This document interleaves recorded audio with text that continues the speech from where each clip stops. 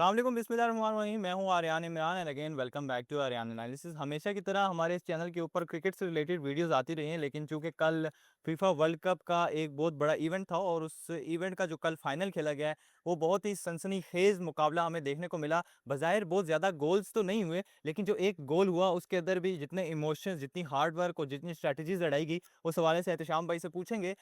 इस वक्त अगर देखा जाए ओवरऑल द वर्ल्ड, तो फीफा वर्ल्ड कप या स्पोर्ट्स के अंदर जो फुटबॉल है वो पूरी दुनिया के अंदर रूल आउट करी है। ठीक है, एशियन कंट्रीज के अंदर इतना रुझान नहीं है लोगों को, लेकिन स्टिल अगर हम कंपैरिजन करें अदर स्पोर्ट्स के साथ तो क्रिकेट भी बहुत पीछे है, क्योंकि इस वक्त फीफा वर्ल्ड कप इतना आगे जा चुका है कि तकरीबन इस वर्ल्ड कप के अंदर उन्होंने तकरीबन 44 आई थिंक टीम्स पार्टिसिपेट करी थी। और वहीं पर सो कॉल्ड क्रिकेट अनफॉर्चुनेटली, जो कि एशिया के अंदर बहुत ज़्यादा इसकी डिमांड है, लोग देखते हैं, अभी तक सिर्फ 12 से 14 टीम्स के ऊपर ही वर्ल्ड कप करा सके। और ये एक वजह है कि स्पोर्ट्स के अंदर फुटबॉल है वो अपनी बुलंदियों को छूती जा रही है। मेरे साथ एहतशाम भाई मौजूद हैं और गहरी नज़र रखते हैं स्पोर्ट्स के ऊपर और बड़ा इनको इंटरेस्ट है फुटबॉल के अंदर। अनफॉर्चुनेटली मैं रोनाल्डो और मेसी के अलावा कुछ लोगों को नहीं जानता, लेकिन स्ट्रेट फॉरवर्ड एहतशाम भाई आपकी तरफ आऊँगा और आपसे ये पूछना चाहूँगा कि अगर आपने समराइज़ करना हो इस पूरे वर्ल्ड कप को तो आप कैसे करेंगे? बहुत शुक्रिया आर्यान। अगर मैंने समराइज़ करना हो इस वर्ल्ड कप को तो मैं Ronaldo, Messi, Modric, De Bruyne और बहुत से और प्लेयर्स जिनका शायद ये आखिरी वर्ल्ड कप था, है जी। मैं इस वर्ल्ड कप को उनके नाम करूँगा। इस वर्ल्ड कप की सबसे ख़ास बात इन तमाम प्लेयर्स का की रिटायरमेंट है। हुँ। रोनाल्डो ने तो शायद ये अनाउंस भी किया है कि ऐसे ये ही। शायद उनका आखिरी वर्ल्ड कप है। बाकी प्लेयर्स ने अनाउंस नहीं किया, लेकिन मोस्ट प्रोबेबली चांसेस यही हैं आर्यान कि ये उनका आखिरी वर्ल्ड कप था। क्रोएशिया के लूका मॉडरिच जो कि एक बेहतरीन मिडफ़ील्डर थे, अपनी सारी ज़िंदगी उन्होंने रियल मैड्रिड के लिए जिस तरह से खेला, फिर क्रोएशिया के लिए जिस तरह से उन्होंने परफ़ॉर्म किया, आखिरी वर्ल्ड कप में वो 2022 के वर्ल्ड कप में क्रोएशिया को फाइनल तक लेके गए ऑन हिज़ ओन। हुँ। और फिर वो इस वर्ल्ड कप में वो जो है वो अपनी नेशनल टीम के कलर्स से और शायद के लीग जो फुटबॉल है उससे भी अपने आप को अलग कर लेंगे इसके बाद। और फिर मेसी के बारे में मैं क्या कहूँ, रोनाल्डो, और वैसे मेरे फ़ेवरेट तो रोनाल्डो हैं, लेकिन मैं ये समझता हूँ कि एज़ अ फुटबॉल फ़ैन अगर आप फुटबॉल को समझते हैं, उसको पसंद करते हैं, तो मेरे ख़्याल में ये दोनों लेजेंड्स हैं और इन दोनों लेजेंड्स को इक्वली रिस्पेक्ट देनी चाहिए। और मुझे दुःख है कि ये दोनों लेजेंड्स जो हैं वो मेसी ने तो चलो आखिरी वर्ल्ड कप जीत दिया था, लेकिन रोनाल्डो बगैर इस टाइटल के, कौन-सा टाइटल है जो रोनाल्डो ने नहीं जीता? चैंपियंस लीग, आप देखिए सीरी आ, आप देखिए कि Saudi pro league, real Madrid के हर साथ चीज़ उन्होंने हर वो जगह अचीव पे कर उन्होंने चुका है, ट्रॉफी लेकिन जीती, यूरो अनफॉर्चुनेटली कप, वो हर चीज़ वो अच्छी, लेकिन एक वर्ल्ड वर्ल्ड कप कप वो होता एक है। खलिश रह गई, वो एक कमी रह गई और वो कमी को लेके वो शायद वो नेशनल कलर्स में अब हमें देखने को दोबारा से नहीं मिलेंगे।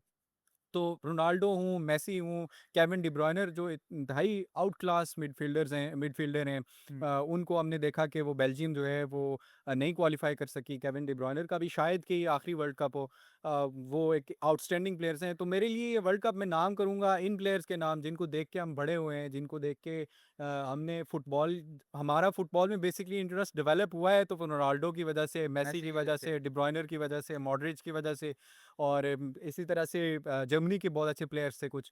तो इन लोगों की वजह से हमारा फुटबॉल में, स्पोर्ट में इंटरेस्ट डेवलप हुआ है, तो मैं इस वर्ल्ड कप को उनके नाम करूँगा। ऑब्वियसली जी, रोनाल्डो और मेसी 2 बड़े नाम हैं और अगर कोई बंदा स्पोर्ट्स में फुटबॉल की अलिफ बे भी नहीं जानता, स्टिल वो रोनाल्डो और मेसी को जानता होगा। और जैसे क्रिकेट के अंदर बाबर और विराट या मुख्तलिफ प्लेयर्स का कंपैरिजन होता है, तो हमेशा इसी तरह स्पोर्ट्स के अंदर, फुटबॉल के अंदर हमें रोनाल्डो और मेसी का भी कंपैरिजन देखने को मिलता है। और ऑब्वियस सी बात है कि ये इन्होंने तकरीबन 2 डिकेड्स तक जो है रूल किया है और इन दोनों की वजह से आई थिंक फुटबॉल को इतनी ज़्यादा जो है फ़ौक़ियत मिली है, लोग फुटबॉल देखते हैं और इन दोनों ने फुटबॉल को इतने अरूज तक लेके गए हैं कि जब भी इनकी किसी भी टीम का मैच होता है, तो जो लोग नहीं भी फुटबॉल को देखते, वो भी कहते हैं कि यार रोनाल्डो का मैच है या मेसी का मैच है, हमें देखना चाहिए। कल के मैच के हवाले से आप क्या कहेंगे? बड़े लोग अर्जेंटीना को सपोर्ट करते हैं, कुछ स्पेन के भी जो हैं फॉलोअर्स थे और कुछ लोगों ने ये भी बात की कि अर्जेंटीना को बहुत ज़्यादा सपोर्ट मिली है through out the world cup. और क्या ऐसी वजह बनी कि कल अनफॉर्चुनेटली वो फाइनल नहीं जीत सके? देखिए, अनपॉपुलर ओपिनियन है मेरी इस मामले में, लेकिन इस तरह की कोई बात नहीं कि अर्जेंटीना इतने बड़े लेवल पे एक इवेंट हो रहा है।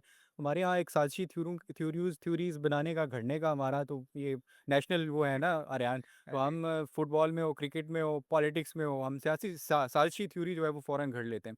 तो इस मामले में भी हमने ये थ्योरी घड़ी है, लेकिन मुझे नहीं लगता कि इस तरह की कोई फ़ेवर अर्जेंटीना को या मेसी को दी गई है। ये एक सोशल मीडिया की एक सेंसेशन है, सोशल मीडिया पे लोग मीम्स बनाते हैं, रील्स बनाते हैं, खुश होते हैं उनको खुश होने दें। लेकिन मुझे लगता है कि अर्जेंटीना वर्ल्ड डिज़र्व्ड फाइनल तक पहुँचा है, उन्होंने इतनी अच्छी फुटबॉल खेली कि वो फाइनल तक पहुँचे।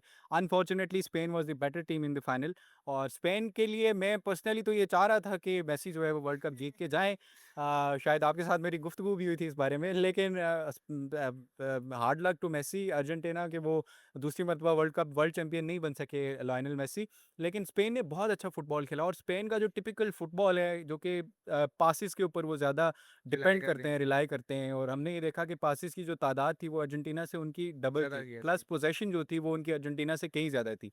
तो कल के मैच के वजह से स्पेसिफिकली आर्यन आउटक्लास किया अर्जेंटीना को स्पेन ने, चाहे वो पोजेशन का मामला हो, गोल्स ऑन टारगेट हों, चाहे वो पासिस हों, चाहे फिर वो आपकी जो कोऑर्डिनेशन होती है और अटैकिंग फुटबॉल खेलना, वो हर मामले में हमने देखा है कि उन्होंने अर्जेंटीना को आउट क्लास किया है। अर्जेंटीना का ने कल काफ़ी फाउल भी खेला, और अनफॉर्चुनेटली कुछ ऐसे इंसिडेंट्स भी हुए कि उनके फाउल्स की तादाद ज़्यादा थी, और कुछ ऐसे इंसिडेंट्स हुए जो कि नहीं होने चाहिए थे, ऐसे ही है, किसी भी स्पोर्ट में नहीं होने ऐसे ही चाहिए, है। ना सिर्फ फुटबॉल में।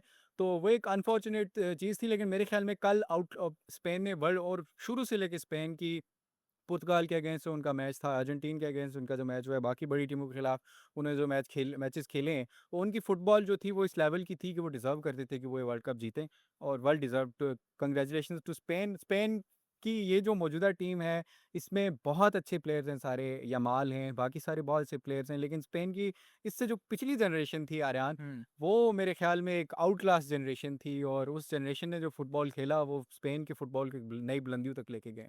लास्ट 2 क्वेश्चन है मेरे आपसे। पहले गोलकीपर को कितनी दाद देंगे? क्योंकि मैंने देखी है रील्स वगैरह और गोलकीपर का बड़ा हाथ था उसके अंदर। और दूसरी, अब क्योंकि फुटबॉल के अंदर जो जिन्होंने नाम बनाया था, जो बड़े प्लेयर्स थे, अनफॉर्चुनेटली अब वो रिटायर्ड हो रहे हैं। नई आने वाली जनरेशन के लिए आपका क्या पैगाम है? जो नए प्लेयर्स आ रहे हैं वो कैसे इन बड़े प्लेयर्स तक अपने आप को लेकर जा सकते हैं और जिस लेवल के ऊपर फुटबॉल है, उसी लेवल के ऊपर उसका क्रेज़ रख सकते हैं? गोलकीपर के हवाले से जहाँ तक आपका सवाल है, दोनों गोलकीपर्स उन्होंने बहुत अच्छी परफॉर्मेंस दी, लेकिन मेरे ख्याल में अर्जेंटीना के जो गोलकीपर थे उन पे प्रेशर ज़्यादा था, हुँ। क्योंकि स्पेन जो था वो बार बार अटैक कर रहा अटैक था कर रहा था। अर्जेंटीना की पोस्ट के ऊपर। तो वेल डन टू हिम।